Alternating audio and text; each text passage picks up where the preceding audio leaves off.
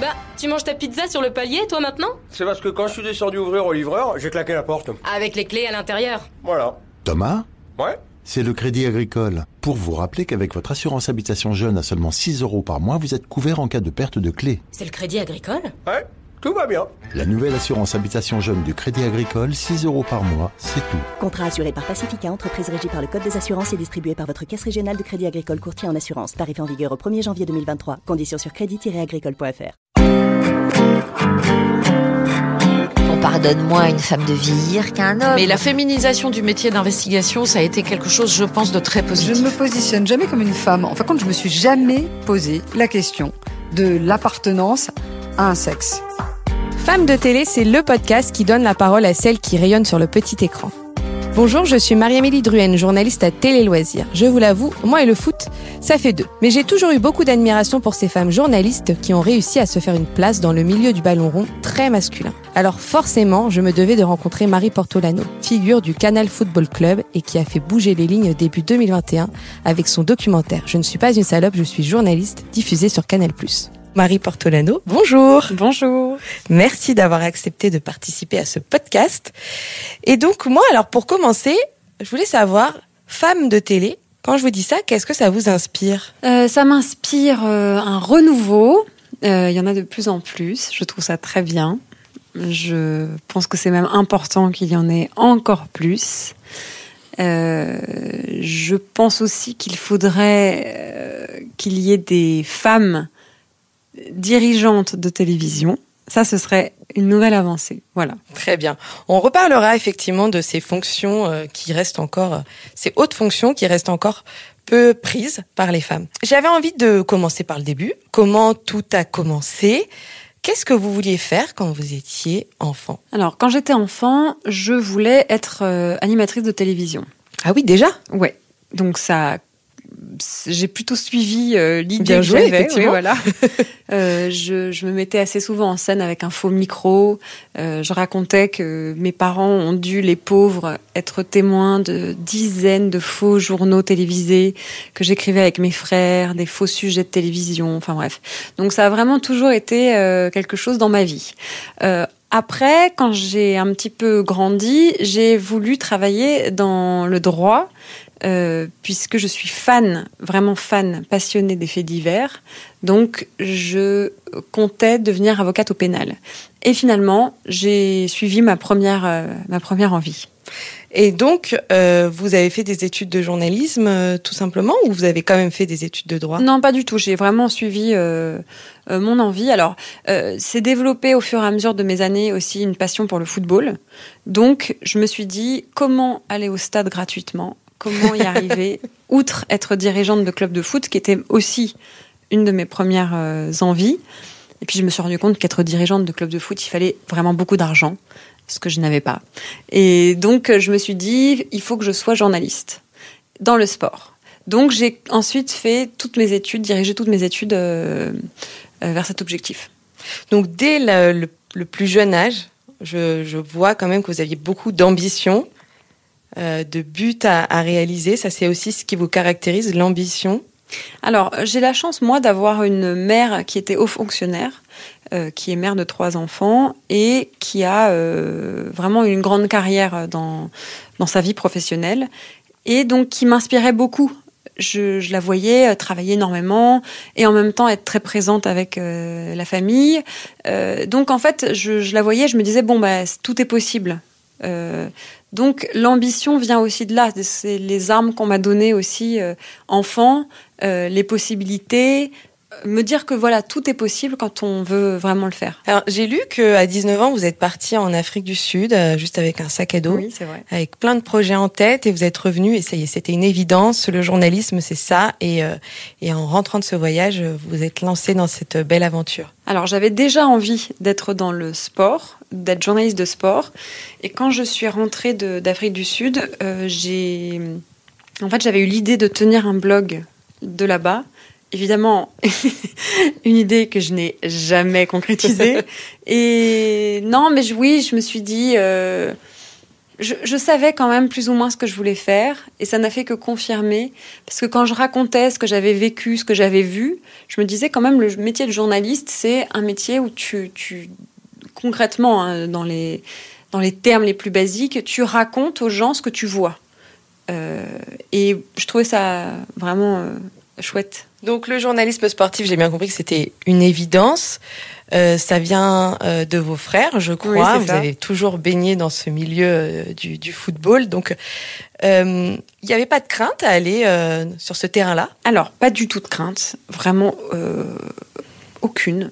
En fait, je me suis jamais posé la question, pour être très honnête. Je me suis jamais dit, c'est bizarre. Comme je vous le dis, c'est aussi une question d'éducation.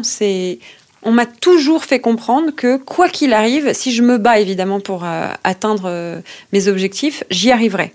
Que tout est possible. Donc, je me suis même pas posé la question. Je me suis dit, je suis fan de foot, je veux aller au stade gratuitement. Mon rêve, c'était d'être au bord terrain et interviewer les joueurs de foot. Voilà. Donc, je me suis pas dit... j'ai pas eu peur de le faire. Mais le fait que vous soyez une femme, est-ce qu'il a fallu plus vous battre pour vous faire une place dans ce milieu? Alors, je serais pas honnête de dire qu'il a fallu plus se battre, puisque concrètement, je pense aussi qu'il y a eu, à un moment donné, une demande de féminiser beaucoup l'antenne, notamment dans le sport. Et j'ai donc réussi. Vous êtes arrivée à ce moment-là. Je suis arrivée à ce moment-là. Donc non, j'ai pas dû plus me battre. En revanche, j'ai dû plus me battre pour qu'on me prenne au sérieux. Ça, c'est autre chose. Par exemple, est-ce que vous avez des souvenirs de moments où vous vous êtes dit, alors là, je suis pas prise au sérieux et ça me gonfle, en fait? Alors, déjà, il y a quelque chose qui est assez logique et que je comprends, c'est de dire que les femmes ont forcément moins joué au foot que les hommes.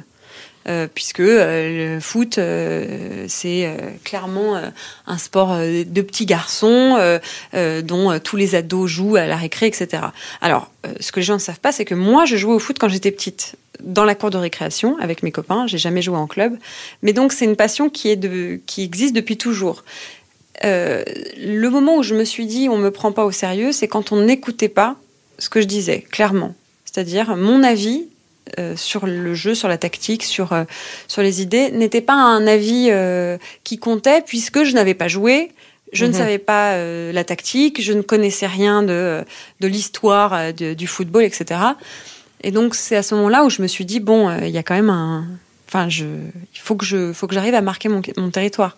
Ce sentiment-là, vous l'avez eu sur des plateaux télé face à d'autres intervenants masculins, où vous sentiez que vous n'étiez pas écouté, que votre avis n'était pas entendu? Ah, mais c'est clairement ça. C'est-à-dire, moi, plusieurs fois, dans une émission de télévision, j'ai émis une idée, un avis, et on m'a dit dans l'oreillette, tais-toi, tu n'intéresses personne. Et ça, c'est la vérité. Parce que, à quel moment mon avis est plus important que celui d'un consultant qui a joué au foot? Et ça, je le comprends. En revanche, c'est là où je me suis dit, bon, quelle est ma place, en fait? Qu'est-ce que je dois apporter, moi? Et quand je dis qu'il a fallu pas se battre, mais se battre pour être prise au sérieux, c'est que j'ai vite compris que la place de la femme dans ces émissions de sport ou dans ces chaînes de sport était la place de la femme. On nous mettait à une place. Et la place de la femme, c'est sur le plateau pour faire joli. Et on n'attendait pas de moi des analyses poussées, des questions intéressantes. On attendait de moi que j'égaye le plateau, que je souris, que je ris, et ça, bon, y a pas de problème, je le fais, mais au bout d'un moment, je me suis dit, bon, je sais aussi faire autre chose. Oui, ça faisait partie des questions que je voulais vous poser un petit peu plus tard, mais du coup, on va enchaîner là-dessus. Est-ce que le fait que vous soyez jolie, ça vous a, en quelque sorte, ouvert des portes? Oui, alors déjà, merci. Oui, non, mais c'est ce qu'on dit, on en parle souvent avec mes amies animatrices ou journalistes de télé.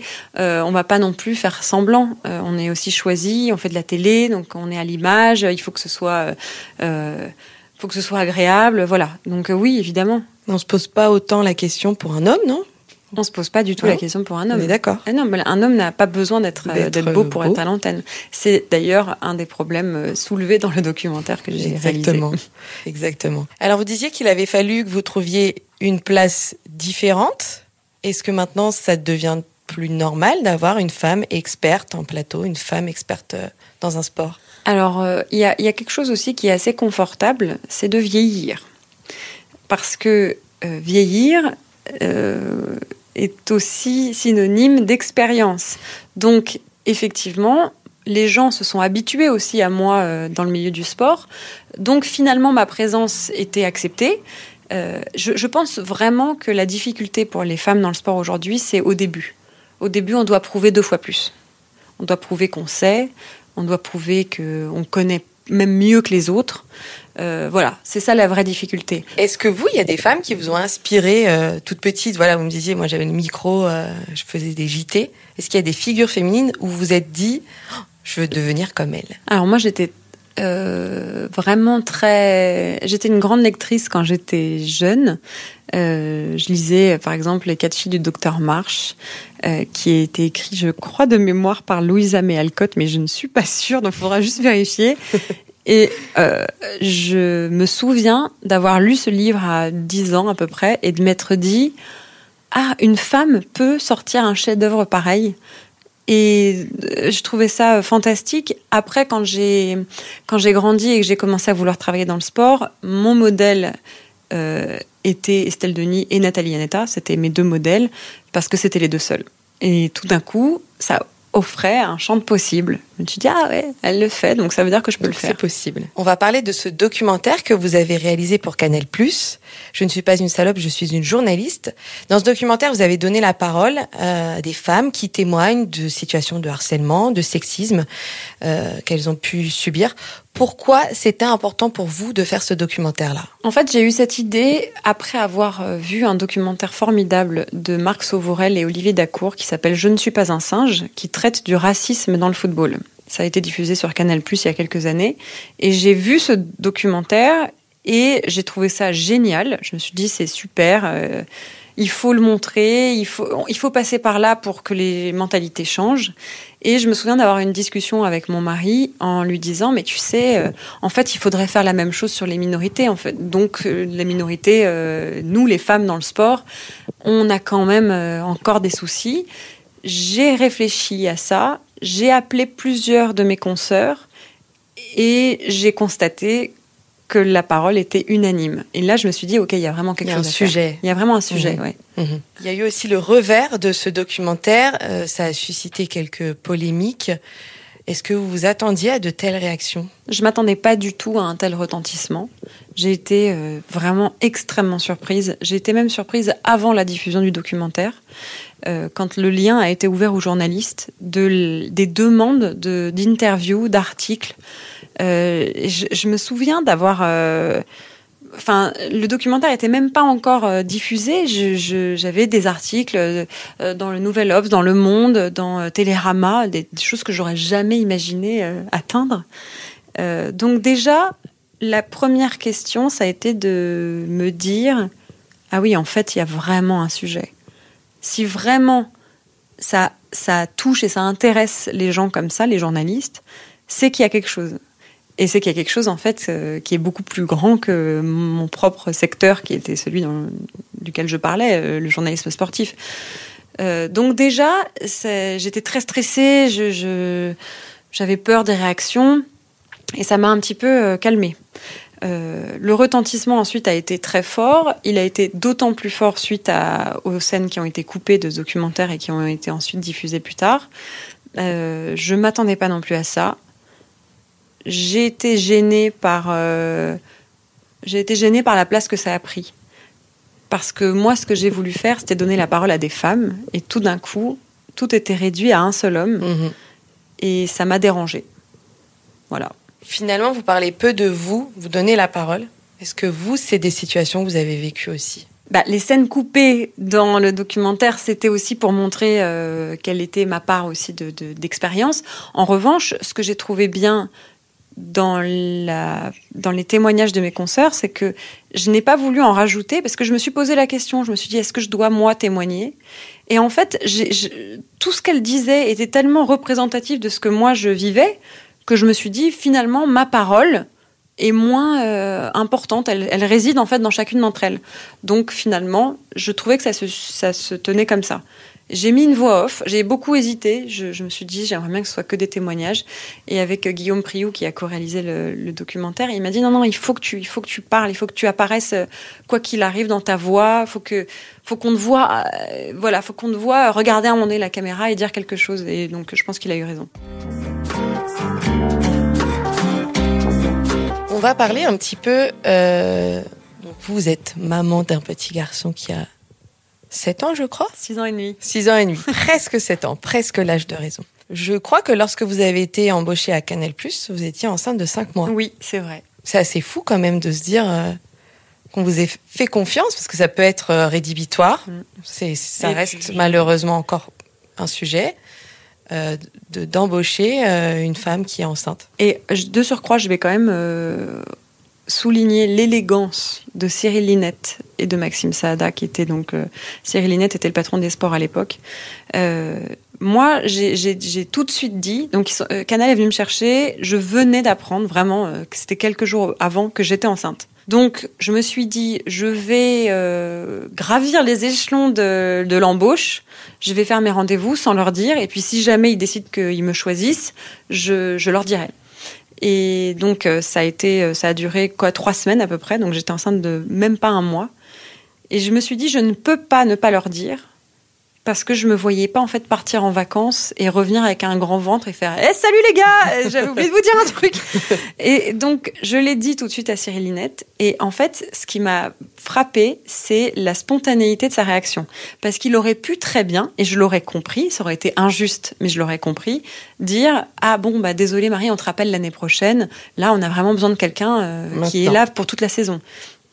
Non seulement il n'a pas dit ça, mais en plus il m'a dit mais c'est formidable, mais c'est ton premier. Et je lui dis oui, c'est mon premier, mais alors attends, donc ça fait quoi? Ça fait que tu partiras en congé mat en novembre, ok, tu reviens quoi en mars? Très bien. Il dit écoute, oui, ça ne change rien à mon envie de travailler avec toi. Et donc je dis ah bon? Il me dit mais oui Marie, tu sais, moi je ne t'embauche pas pour 1 saison, je t'embauche pour 10 ans.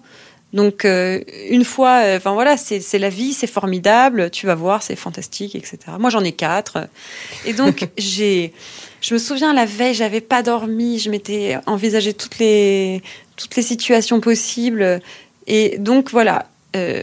Alors on m'a souvent dit attention, il faut pas dire que c'est extraordinaire, il faut dire que c'est normal, que cette réaction est normale. Mais en fait, elle est tellement rare qu'elle est extrêmement élégante, et je remercierai toute ma vie Cyril Linette d'avoir réagi comme si c'était quelque chose de totalement normal, ce qui est quelque chose de non normal. Mais oui, vous vous réjouissez en fait que certains employeurs ne se posent même plus la question finalement. J'ai trouvé ça fantastique, et je crois et j'espère aussi que c'est de plus en plus démocratisé aujourd'hui. Enfin, j'espère ne pas me tromper en disant que voilà, on embauche aujourd'hui des femmes enceintes, et tant mieux. Et surtout, le rallongement du congé paternité va permettre également de distribuer un peu mieux les cartes. Exactement. Même si je pense que le congé maternité devrait être exactement le même pour les hommes et pour les femmes. Et comme ça, il n'y aurait plus jamais de problème. Alors, comment est-ce que vous conciliez votre vie personnelle avec votre vie professionnelle qui est quand même assez dense? Alors, j'ai la chance déjà d'être bien accompagnée dans ma vie personnelle, donc d'avoir quelqu'un qui s'occupe très bien de notre enfant. Et j'ai aussi la chance de travailler pour une boîte qui est extrêmement bienveillante et dont je pense, et je le vois tous les jours, la question du personnel est très importante dans la vie professionnelle. C'est comme ça que je me sens à M6, et j'ai vraiment l'impression que c'est comment tu te sens. Dis-moi, est-ce que ça va? Est-ce que tu as ce qu'il te faut? Est-ce que ça va?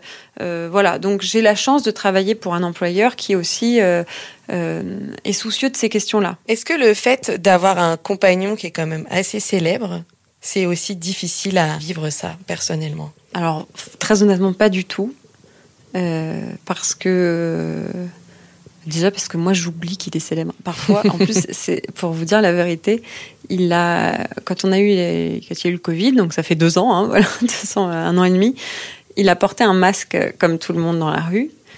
Et personne ne le reconnaissait. Mais chouette. Alors, je me rendais pas compte que personne ne le reconnaissait.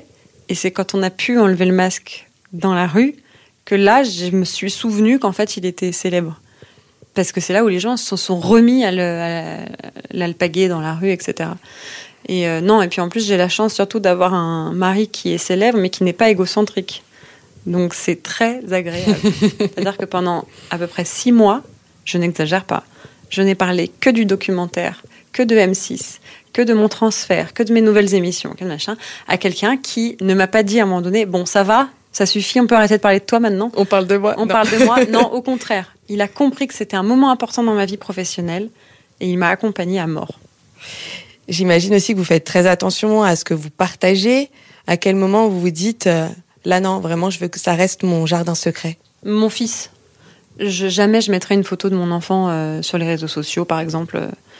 Je juge absolument pas les gens qui le font, ils font ce qu'ils veulent, hein, mais moi, en tout cas, c'est la barrière que vous fixez. J'ai pas du tout envie que les gens reconnaissent mon fils. Voilà. Et votre couple aussi, vous veillez à le protéger, à ne pas trop l'exposer ? Alors, moi, c'est drôle parce que concrètement, j'essaye de faire attention, mais parfois, j'arrive pas à m'empêcher. C'est mon mari qui, lui, est beaucoup plus discret, qui me dit non, mais ça, tu postes pas, ça, j'ai pas envie, ça, voilà. C'est lui qui vous rappelle à la raison. Exactement. Mais quand je dis j'ai pas envie, c'est juste que quand il y a une jolie photo de notre mariage, j'ai envie de la poster sur mes réseaux. Et lui, il me dit, mais non, j'ai pas envie que les gens voient notre mariage. Notre mariage, c'est notre mariage. Ceux qui étaient là au mariage sont ceux avec qui on a envie de partager le mariage. Donc ça basta, ça suffit.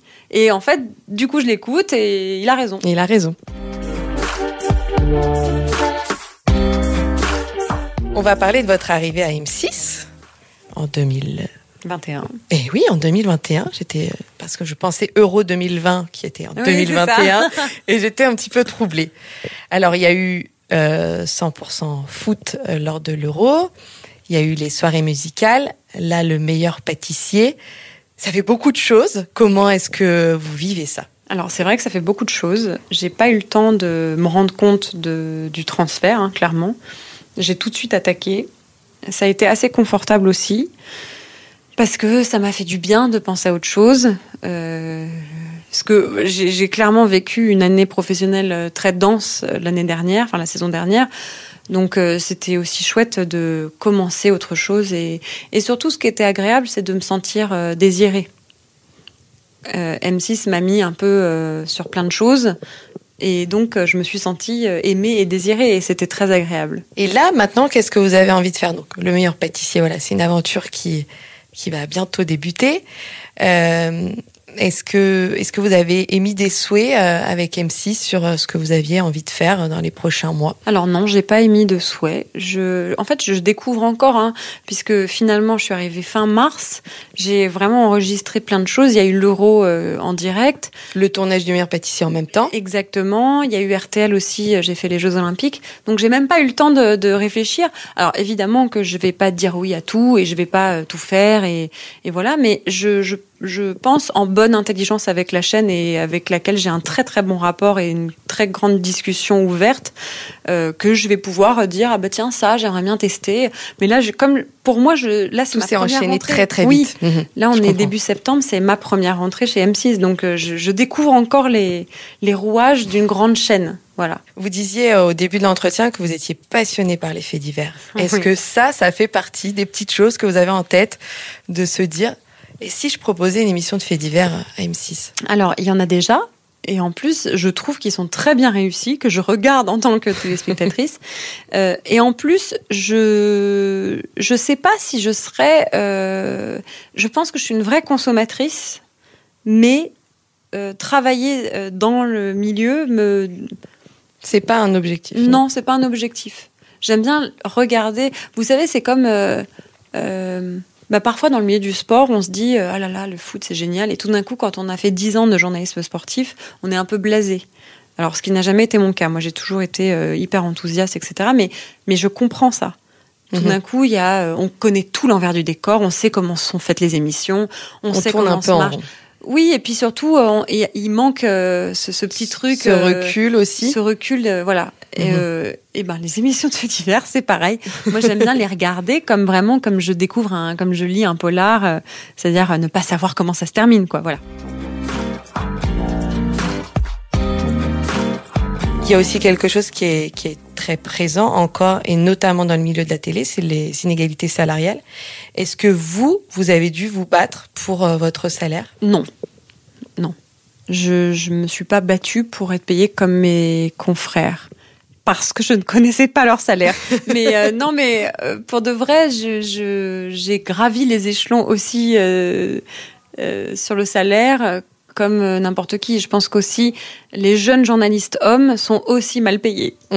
Mais donc voilà, en fait, je ne peux pas répondre à cette question. J'ai jamais vraiment su comment étaient payés mes confrères qui étaient exactement au même stade que moi. D'une manière générale, on sent que ça bouge, qu'il y a de plus en plus de femmes à la télé. Peut-être moins, on en parle au début, à des postes stratégiques. Il y a peu de femmes dirigeantes de chaîne. Est-ce que vous sentez quand même que ça évolue ? Vous, ça fait une dizaine d'années, un peu plus que vous êtes 15 ans même. Ça fait 10 ans. 10 ans que vous êtes journaliste. Est-ce que vous sentez que ça a évolué depuis le début de votre carrière, tout ça ? Moi, je suis arrivée avec une génération de femmes qui a vraiment pris sa place dans les médias. C'est vrai que juste avant nous, il y avait Nathalie et Estelle et basta. Il y avait vraiment que 2 femmes concrètement. Et ensuite, on est arrivé, on était une bonne dizaine, voire une bonne vingtaine de femmes à prendre l'antenne. Ce qui serait une vraie avancée, c'est que ces femmes-là, nous qui sommes arrivés il y a 10 ans, vieillissent soit à l'antenne, soit en tant que dirigeantes de chaîne. Et je sais que donner par exemple le statut de rédactrice en chef pour les émissions à des femmes, c'est encore un problème. Alors, je ne dis pas ça pour souligner ma chaîne, mais sauf ici, où c'est plutôt cool, je crois. Je crois que les femmes ont pas mal leur statut de rédacteur en chef. Donc oui, effectivement, il faut que ça aille encore plus loin. Et pour aller plus loin, il faut des femmes à des postes stratégiques. Comment est-ce que vous comptez vous agir pour que ça change ? Est-ce que vous faites partie de collectifs de femmes ? Voilà, le documentaire que vous avez réalisé, ça montre votre engagement. Comment est-ce que vous avez envie encore de montrer cet engagement et de faire bouger les lignes, comme vous l'avez fait, je pense ? Déjà, je pense l'avoir fait, avoir mis ma pierre à l'édifice. Enfin, j'espère l'avoir Bien fait, sûr. avoir aidé, avoir participé à ce... Alors, j'aime pas dire ce combat, mais à cette évolution positive. Moi, vraiment, la chose sur laquelle j'ai vraiment envie de me battre, c'est parce que j'entends souvent, mais il y a des femmes à des postes stratégiques. Il y a un tel qui s'occupe de tel truc. Mais en fait, ça m'agace parce que c'est toujours l'exception qui confirme. En fait, il y a toujours une femme, mais c'est toujours l'alibi. Mais si, tu rigoles, il y a un tel qui est un poste stratégique dans la chaîne. Oui, mais elle est la seule. Il y a que un tel. Moi, je me suis plusieurs fois battue pour qu'il y ait plusieurs femmes dans les émissions de sport. Et je n'ai jamais eu gain de cause. Et je ne sais pas pourquoi. Et je disais à mes dirigeants, mais attendez, qu'est-ce qui vous dérange ? Quelle est la raison ? Dans l'idée d'avoir 2 journalistes femmes. Pourquoi ça pose un problème ? Ah non. Et ben voilà. C'est ça pour moi. Ce qu'il faut faire, c'est justement ne pas considérer la femme comme l'alibi. Est-ce que ça doit passer par des quotas, de dire, voilà, il faut qu'il y ait tant de femmes sur telle tranche horaire, tant de femmes dans les rédactions Est-ce que vous y êtes favorable ? Alors, j'étais pas favorable au quota et finalement, j'ai écouté une interview très intéressante de Christine Lagarde, la patronne du FMI, qui parlait des quotas et ça m'a fait changer d'avis parce qu'en fait, je me suis rendu compte que quand on ne force pas les gens, rien ne change. À un moment donné, il faut imposer des règles et donc les quotas sont ces règles-là. Donc, il faudrait tant de femmes, mais aussi tant de femmes au poste dirigeant. Et en fait, c'est ça que j'ai envie de dire aux hommes qui parfois prennent mal les positions féministes, etc. C'est, on ne veut pas prendre votre place, on veut juste vivre en intelligence. Et à partir du moment où tout le monde sera sur le même pied d'égalité, il y aura plus de débat, il y aura plus de combat, il y aura plus de combat. On sera juste dans le vivre ensemble et ce sera parfait. Je suis un peu utopiste, peut-être, mais bon. Qu'est-ce que vous pourriez faire, vous, à votre échelle, pour que ça bouge encore ? Est-ce que c'est intervenir aussi dans des écoles, par exemple ? Est-ce que c'est quelque chose que vous avez envie de faire ? Ou de passer un message à toutes ces femmes qui sont étudiantes en journalisme et qui peut-être n'osent pas encore. Oui, c'est pas. être proactif, effectivement. Il faudrait être proactif en ce sens, aller dans les écoles, parler aux femmes et aussi parler aux hommes. Moi, je suis proactive et ce que je fais aujourd'hui, c'est éduquer mon fils. J'éduque mon fils pas contre les hommes, j'éduque mon fils pour les femmes. Je lui fais comprendre que, oui, sa petite copine qui veut jouer au foot avec lui, elle peut complètement jouer au foot, comme lui a le droit totalement de se mettre du vernis sur les ongles. Je sais pas pourquoi il a cette passion en ce moment.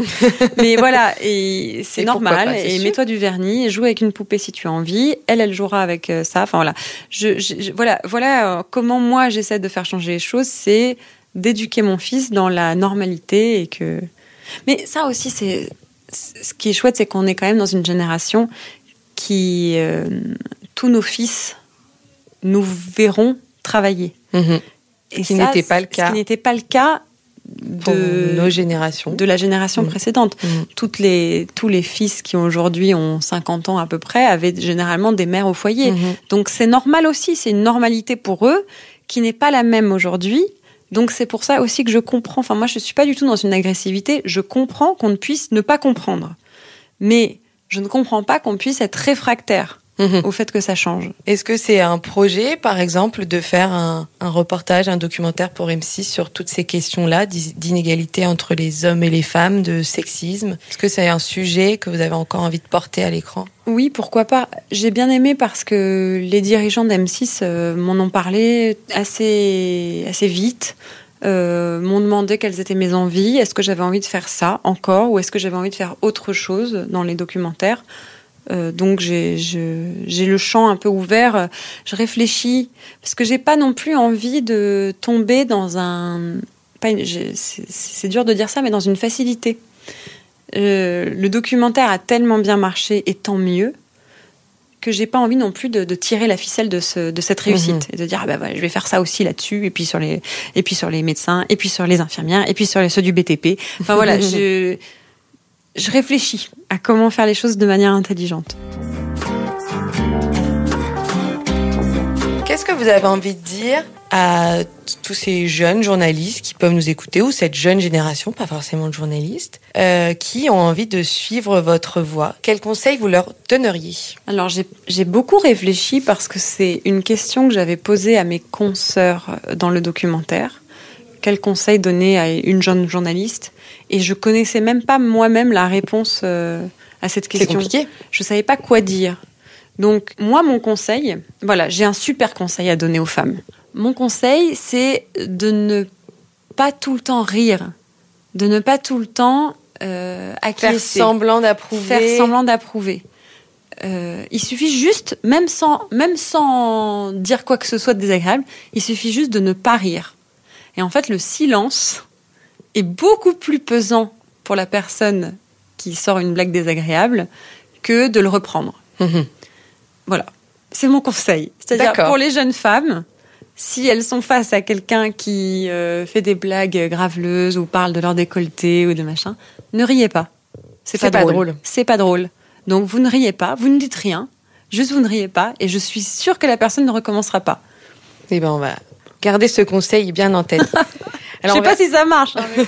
On va bientôt se quitter. Moi, pour conclure, j'avais une question pour vous. Dernière question. Est-ce qu'il y a une question que je n'aurais pas posée pendant cet entretien, que vous auriez aimé que je vous pose? C'est une très bonne question. Non, on a parlé des faits divers, on a parlé du sport, on a parlé du meilleur pâtissier, on a parlé de ma chaîne, du documentaire. Non, pour moi, tout va bien. Bon, c'est plutôt positif. Vous avez bien travaillé, vous avez bien travaillé. Merci beaucoup, Marie Portolano, pour ce riche échange. Et puis, on se retrouve très vite pour un nouveau numéro de Femmes de Télé. Merci.